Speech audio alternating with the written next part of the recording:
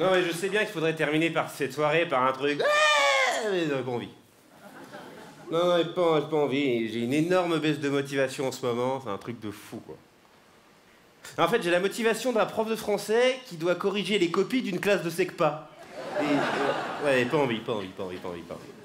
Ou ma petite fille de 3 ans, vous savez, quand elle est devant une assiette de brocoli vapeur, et pas envie. Ou une jeune actrice quand elle doit tourner une scène de nu avec Gérard Depardieu, et pas envie.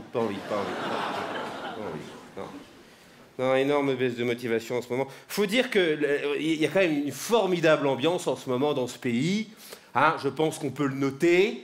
C'est vrai, quand on fait le récapitulatif du mois de mai et du mois de juin, on vient de vivre une séquence absolument exceptionnelle. Parce que entre les ponts du mois de mai, les manifestations, les pénuries d'essence, les inondations, si les Français ont réussi à faire un trajet de plus de 200 km, c'est considéré comme des sportifs, c'est des sportifs extrêmes. Hein. Moi, j'ai un pote qui fait du base jump, il m'a dit « Ah, mais moi, mon rêve maintenant, c'est de venir vivre en France et d'habiter en province ou en banlieue parisienne. » Ah non, parce que sincèrement, déjà, faut trouver du boulot. Une fois que t'as du boulot, faut trouver un appartement. Et ensuite, faut réussir à aller de ton appartement au boulot. C'est un truc de malade. Ah non, moi, vraiment, en ce moment, je suis dépité. Faut dire que je fais partie des gens qui ont voté pour François Hollande. Oui, c'est pas la peine. Oui, j'entends 2-3 qui font ouh. Le silence des autres dit que je suis certainement pas le seul dans cette salle. Hein.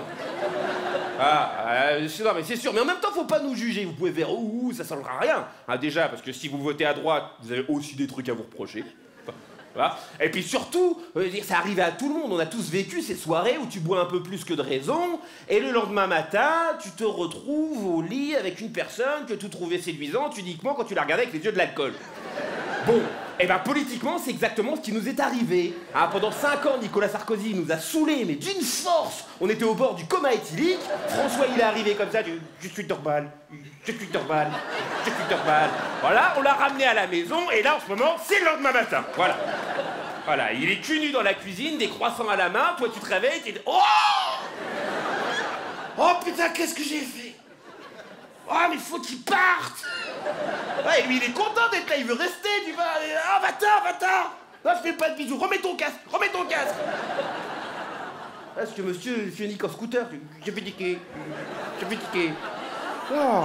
Et c'est vrai que moi, cet homme, François Hollande, c'est une énigme pour moi, c'est une énigme. Parce que là, dernièrement, on le voit réapparaître dans les médias parce qu'il veut renouer le dialogue avec les Français. Mais pourquoi? Je veux dire, il te reste 1 an. Cache-toi. Qu'est-ce que tu veux faire en 1 an? Je dis, légalise le port de la burqa dans les espaces publics et cache-toi dessous. On a l'impression de voir une équipe de rugby japonais qui se bat contre la Nouvelle-Zélande. Ils sont menés 72-0 et il reste 15 minutes de match et ils croient encore qu'ils vont réussir à gagner. Mais non! C'est foutu! Non, c'est un truc de fou! De renouer le dialogue avec les Français. Là, il est allé à la télévision, là, il y a quelques semaines à France 2. Mais le truc, c'est quand même, il est arrivé fort, quand même, de gros dossiers ces derniers temps. Il y a eu la déchéance de nationalité. Mesure qui n'a absolument pas marché, mais en plus tout le monde lui avait dit c'est une mesure qui sert à rien.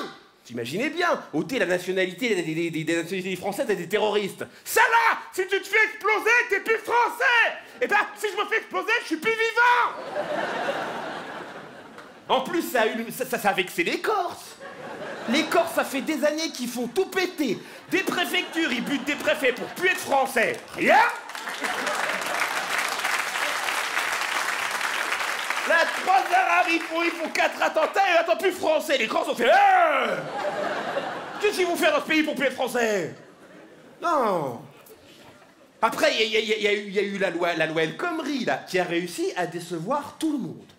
Alors ça a déçu le patronat, les étudiants, les syndicats. Il y a même des mecs au Botswana qui ont dit « Ah ben nous aussi on est déçus, hein, Tout le monde est déçu, hein. Il a fait descendre les jeunes dans la rue, maintenant il n'arrive pas à les faire remonter.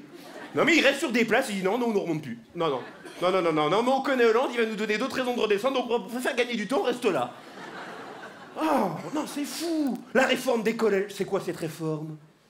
Et pourtant, je n'aime pas les ados. Hein. Mais bon, personne n'aime les ados. Hein. Les ados eux-mêmes ne s'aiment pas. J'ai le seum. Ah, mon daron, il me saoule. Non, mais c'est bien fait. L'adolescence, c'est le moyen que la nature a trouvé pour dégoûter les parents de leurs enfants et les laisser partir. S'ils restaient aussi mignons que quand ils étaient bébés, on pourrait pas s'en séparer, on serait là. Oh non, tu resteras là toute ta vie. Tandis que là, des boutons plein la gueule, une voix qui mue, un bras qui pousse comme ça.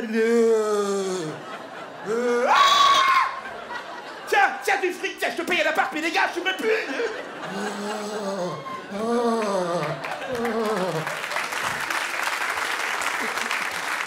Ah, c'est bien fait. Mais même si je les aime pas, je leur souhaitais pas une réforme pareille. Non, parce qu'en fait, pour pondre cette réforme, ils sont partis du postulat suivant. Il semblerait qu'au niveau européen, parce que tout se fait au niveau européen désormais, l'élève français se situe entre la palourde et le pied de table. Voilà. Selon les études, il est complètement con. Alors évidemment, les parents, ils ont fait « Ah, c'est un scandale! L'éducation nationale n'a pas fait de mon fils un génie !» Ah, dans une société où, rappelons-le, la série la plus regardée, c'est Joséphine Ange Gardien. Donc on peut pas dire qu'on les aide beaucoup non plus, les profs. Hein. Alors évidemment, l'éducation nationale, ils ont dit on ne peut pas changer les parents, donc on va changer les programmes. Donc disparition du grec, parce que quand tu parles du grec à un jeune, il imagine ça à sandwich. Disparition du latin, parce que quand tu leur parles de Rome, ils imaginent un cul-de-jatte en train de jouer de l'accordéon dans le RER. Et disparition des classes français-allemand, parce qu'on n'aime pas les Allemands. Voilà. D'ailleurs, on appréciera quand même la cohérence des socialistes qui, depuis 4 ans, n'arrêtent pas de nous dire « Ah, le modèle allemand, la croissance allemande ». Donc, s'il y a effectivement bien une langue à ne plus apprendre, c'est bien évidemment l'allemand. Bah oui, on risquerait de trouver du boulot. Oh là là! Et de toute façon, si cette réforme ne marche pas, et elle ne marchera pas, on pourra continuer à faire ce qu'on adore faire en France, c'est-à-dire critiquer les profs. Parce que ça, c'est quand même notre sport national préféré. Oh, les profs! Quelle bande de feignasses! N'empêche que c'est un drame ce qu'ils vivent, ces gens-là. Hein. Là, dernièrement, j'ai vu un fait divers, il y a une enseignante qui s'est fait poignarder par une parent d'élève parce qu'elle n'avait pas supporté qu'elle ait dit du mal de sa fille. Vous vous rendez compte? Enseignant, aujourd'hui, c'est plus un métier, c'est l'état dans lequel tu rentres après les cours, enseignant du nez, enseignant de la tête. Ah! Ah, et puis dans ce gouvernement, si encore il y avait que Hollande qui était inquiétant, mais non, parce que là, fort de tout ça, Hollande va à la télévision, et quelle est sa réponse quand on lui demande dans quel état est le pays? Ça va mieux.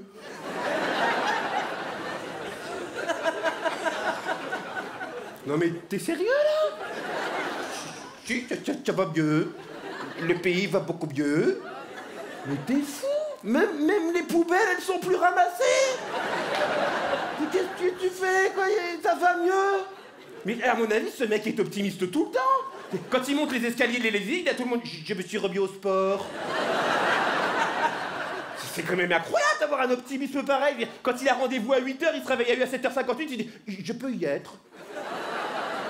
Là, on lui dit, monsieur le président, là, vous êtes à 11% d'opinion favorable dans les sondages. Oh, je vais tous les niquer. Non, mais vous imaginez Hollande dans le Titanic, t'as de l'eau au-dessus des genoux, il est à côté de toi, ça va, on flotte.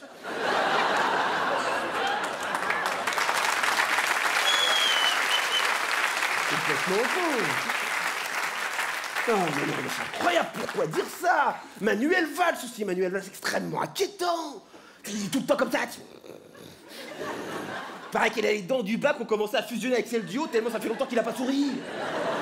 C'est incroyable. Il s'est embrouillé depuis qu'il est ministre avec tout le monde. Il s'est pris la tête avec Dieudonné, Christiane Taubira, Emmanuel Macron, maintenant Philippe Martinez de la CGT. Il y a des mouches à merde qui recherchent moins la merde que Manuel Valls.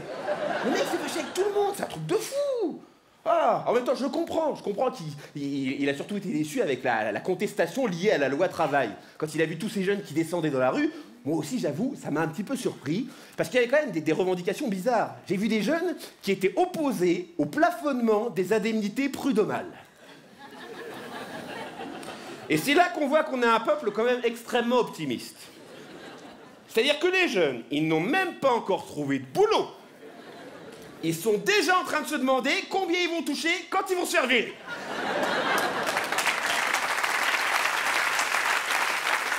Ah mais... C'est bien, hein, en France, on voit pas le verre à moitié plein ou à moitié vide, on voit pas le verre. Hein, voilà. Voilà. Alors, il y a aussi Myriam El Khomri. Alors, elle, j'ai beaucoup de mal à en vouloir à cette femme, parce que je peux pas m'empêcher de me dire que cette femme, quand on lui a téléphoné pour devenir ministre du Travail, ben, elle a dû fêter ça. Non mais vous imaginez, elle a dû voir ses copines comme ça boire des mojitos en disant « Oh, c'est super, je suis devenue ministre, j'ai réussi ma vie !» Mais vous imaginez maintenant, tout le monde connaît la loi El Khomri. Moi, je suis Myriam El Khomri, j'ai un enfant, il faut qu'il change de nom. Non, tu peux plus t'appeler El Khomri, ça réveille trop de choses en France. Faut que tu t'appelles, je sais pas, un nom plus facile à passer. Ben Laden, voilà, tu t'appelleras Ben Laden. Je crois que ça passera mieux que El Khomri. Alors par contre, celui qui s'en sort énormément de chez les socialistes, c'est évidemment Emmanuel Macron. Alors lui, les pieds dans le fumier, il continue de sentir la rose. Voilà, il est là, il se promène, je suis Macron, je suis Macron, je suis Macron, je suis Macron, je suis Macron. Il a lancé son mouvement En Marche. Alors ils ont hésité longtemps pour les noms, hein, et ils ont opté pour En Voiture, mais vu la pénurie d'essence, là, ça va pas le faire. Ensuite, ils ont voulu appeler ça Ex-Assaut, mais dans une France en état d'urgence, ça envoyait un mauvais signal. Donc ils ont dit En Marche c'est bien, tu vois, ça fait campagne de prévention contre l'obésité, tu vois, je marche, je mange mes 5 fruits et légumes. Et quand tu lui demandes si c'est un parti de droite ou de gauche, il dit non, ça n'est ni de droite ni de gauche, c'est au-dessus les partis. Emmanuel, il l'évite, tu vois, il marche au-dessus, oh, il regarde Manuel et François en bas fait non, je ne vois pas le monde comme vous en quinquennat, non, je le vois en décennies, en siècles, j'ai une vision macronscopique. Et c'est quand même fabuleux, c'est quand même fabuleux parce que en France, on arrive quand même à être opposé à une loi, la loi El Khomri, qui a donc été réalisée dans ses cabinets. Donc on est opposé à cette loi tout en plébiscitant le bonhomme. On dit ah ben oui, je pourrais voter pour lui, alors qu'on n'est pas d'accord avec les lois qu'il a écrites. Comment tu veux gouverner un pays comme ça? Et de l'autre côté, à droite, en ce moment, on a les primaires républicaines. Alors si j'ai bien compris le principe, tout le monde est candidat. NKN, François Fillon, Bruno Le Maire, Alain Juppé, Moundir de Koh Lanta, ils sont tous là-dedans. Incroyable. Et celui qui caracole en tête des sondages, c'est bien évidemment Alain Juppé. Alain Juppé, le meilleur d'entre nous, disait Jacques Chirac. Bon, ce que l'histoire n'a pas retenu, c'est que quand Chirac a dit ça, il y avait que Charles Pasqua et Patrick Balkany dans la pièce. Donc il n'y avait quand même pas une énorme compétition. Patrick Balkany, qui est petite parenthèse, qui est donc quand même toujours député après avoir été mis en examen et condamné en 2013, 2005, 2009. Le seul truc que Balkany n'a pas blanchi, c'est ses dents en fait. Faut le savoir. Si on dit d'un casier judiciaire qu'il est vierge, celui de Balkany a fait carrière dans le porno. Mais les Français continuent de revoter pour lui tant qu'il propose de mettre des caméras de sécurité et de ramasser les crottes de chiens. Je pense que c'est globalement le seul maître étalon de justice française. Voilà. Moi, je suis prêt à voter pour n'importe qui tant qu'il ramasse les crottes de chiens et qu'il met des caméras de sécurité. Je pense que ça fonctionne comme ça en France. Et donc Alain Juppé, qui est donc le candidat préféré des Français en ce moment, eh ben, lui, il est content parce que tu sens que l'élection, c'est pas véritablement une élection, c'est un César d'honneur qu'on va lui remettre pour l'ensemble de sa carrière. Je pense que si on vote pour quelqu'un d'autre, eh ben, on verra quand même rappliquer Alain Juppé qui dit merci, je suis content. Et évidemment, tout ça, je n'ai pas encore parlé de mon chouchou, celui qui évidemment est en train de faire son grand comeback, Nicolas Sarkozy. Cet homme me fascine. C'est incroyable. Il a tellement de casseroles au cul, tu peux tourner Masterchef derrière lui. Et pourtant, il continue de la ramener. Il y a plus de 42 personnes qui ont été mises en examen autour de lui. 42 quand même, ça fait beaucoup, hein. Et quand tu lui en parles, il fait « Écoutez, je suis au courant de rien, j'ai rien à me reprocher. Non mais c'est quand même incroyable. Si on arrivait à faire une poêle en peau de Sarko, ça n'attacherait jamais !»